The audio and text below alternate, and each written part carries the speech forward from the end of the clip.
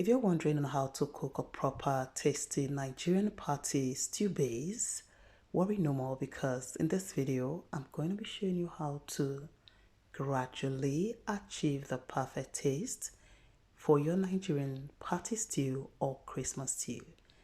Please just relax, keep watching, don't forget to like the video, subscribe, and don't forget to share. So for this very recipe, I'm going to be using tomato sauce, and here I have my tomato sauce.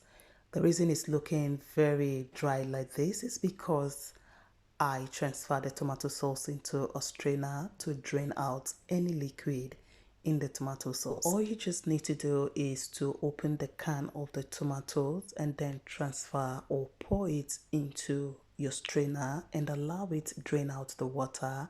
Just allow the water go out of the tomato until it's dry and looking very thick, just like this. You don't need to cook the tomato sauce. So tomato sauce is the one you buy from the supermarket, which is already blended, that is in the can or any cup. So all you just want to do is to make sure you remove the water by transferring it into a strainer and allow it drain completely without any liquid. And removing the liquid helps to cook the tomato very fast, like easy, and also ensure a very perfect taste with your stew. Once we've achieved that with the tomatoes, we will set aside. Next, we are going to be, gathering the things for the stew base. Now, for stew, you need it to be very flavorful. And to achieve that perfect taste and flavor, you're gonna need tatashe. This is tatashe and is the red bell pepper, and you want to make sure you have this very type that is not so filled with water, and you want to clean that and remove the seeds. And also we have this green chili, and I tell you, this is the flavor booster. If you want to really boost the flavor of your stew base, your stew or your jollof stew base, you want to look for this green chili and add it to your blended pepper mix. I tell you, it's a flavor booster. We also have some onions, and there is no stew without onions. So make sure you're adding enough onions to your stew. And also you're going to need garlic and ginger. Do not skip all of these things. I am telling you, they are a whole lot. They add a whole lot of flavor to your stew. And for heat and flavor, you're going to need some Scotch bonnet pepper. When it comes to adding pepper to your stew, it all depends on your spicy or your pepper tolerance. So all of this I'm going to add into my blender. Just transfer them into my blender, add a little bit of water, and blend until smooth, just like this. And once that is ready, we're going to set aside. Next, I'm going to place my pot of oil on the heat, and the oil is looking like this because I used it to fry some turkey. Now, once the oil is nice and hot, go ahead and transfer in some diced onions. And for extra flavor, we're going in with curry powder and dry thyme. And I love to add these two together with the onions and fry inside this oil for at least 2 to 3 minutes. And this ensures that another flavor is built between the oil and the onions. And this is going to just circulate or go around your stew. Alright, so after 3 minutes of stir frying the onions, I'm going to go in with tomato paste. And this is another thing that you do not want to miss.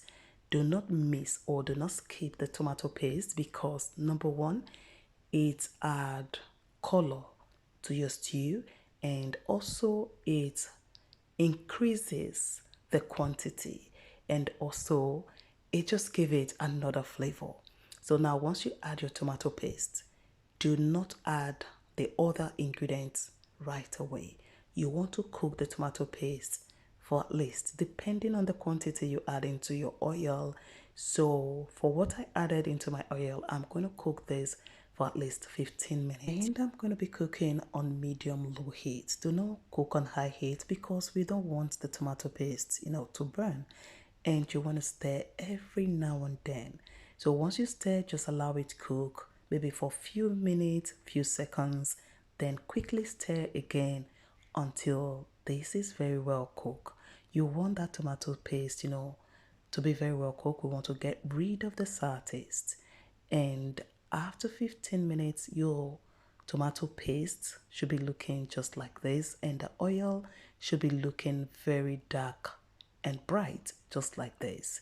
And once we have achieved this, the next ingredient we're going to add is the blended pepper mix. Yes, do not add the tomato sauce at this point.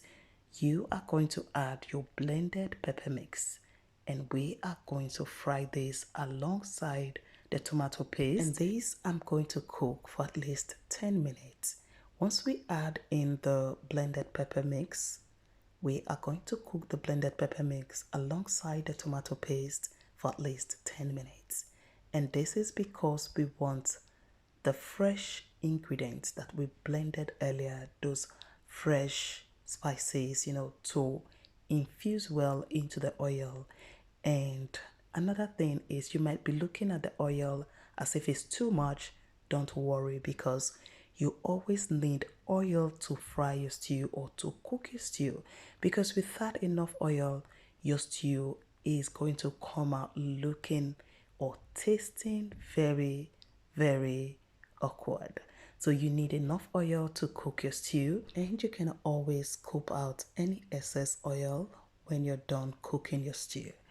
Alright, so after 10 minutes of cooking the blended pepper mix with the tomato paste, I've gone in with the tomato sauce. And now we are going to mix this until everything is well incorporated. Then I'm going to cover this halfway and cook this on low medium heat. And we are going to be cooking this whole thing for at least 50 to 60 minutes. And that is because we need the stew to be perfect. We need it to taste good, taste delicious, taste amazing. When you eat the stew, you know that you're eating party stew. Alright, so, and once you cover this, you want to always stir it, because we don't want the stew to burn. So you want to come back every now and then, like every 1 minute or every 40 to 50 seconds, 30 seconds, and give it a stir. And this will also ensure that everything is cooking, equally, is cooking evenly. And as you stir and cook, you are going to see the changes in the oil and the stew. So the oil is going to become darker and darker, while your stew becomes very fine and beautiful.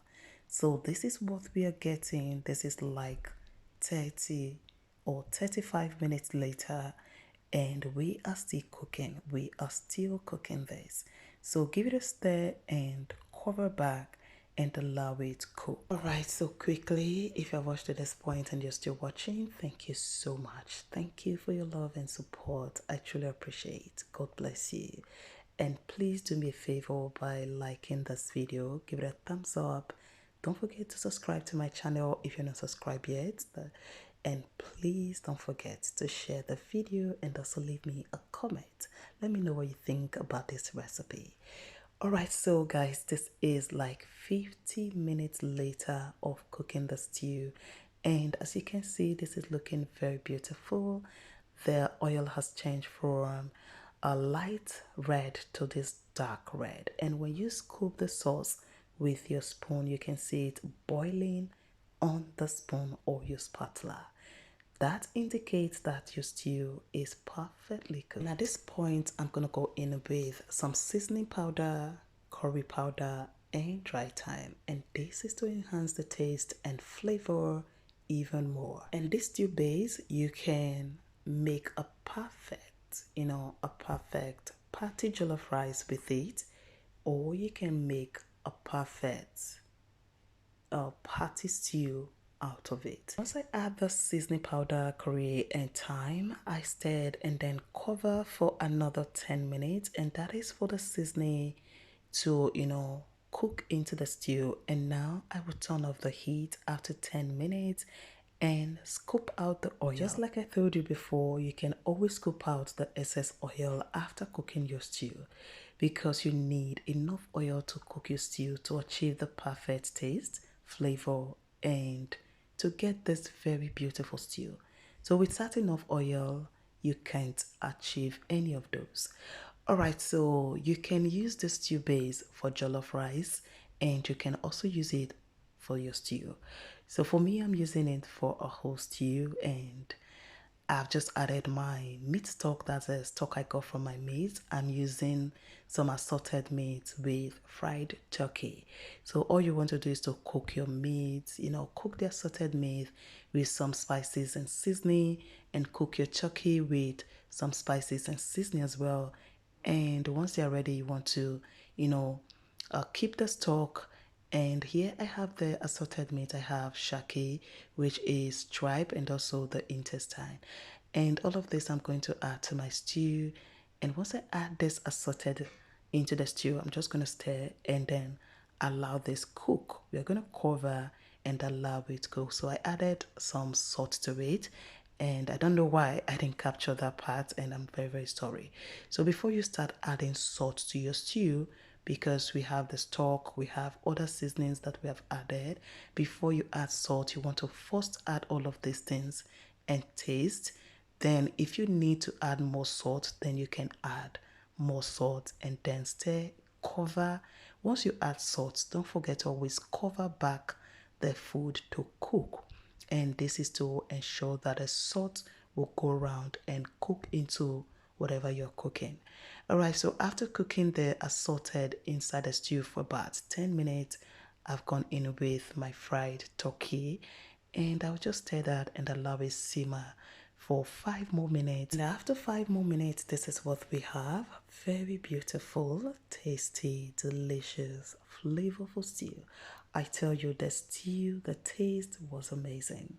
It was flavorful. Alright, so thank you so much for watching. Please don't forget to like the video, subscribe to my channel if you're not subscribed yet. And please don't forget to share and also leave me a comment. See you guys in my next video. Enjoy.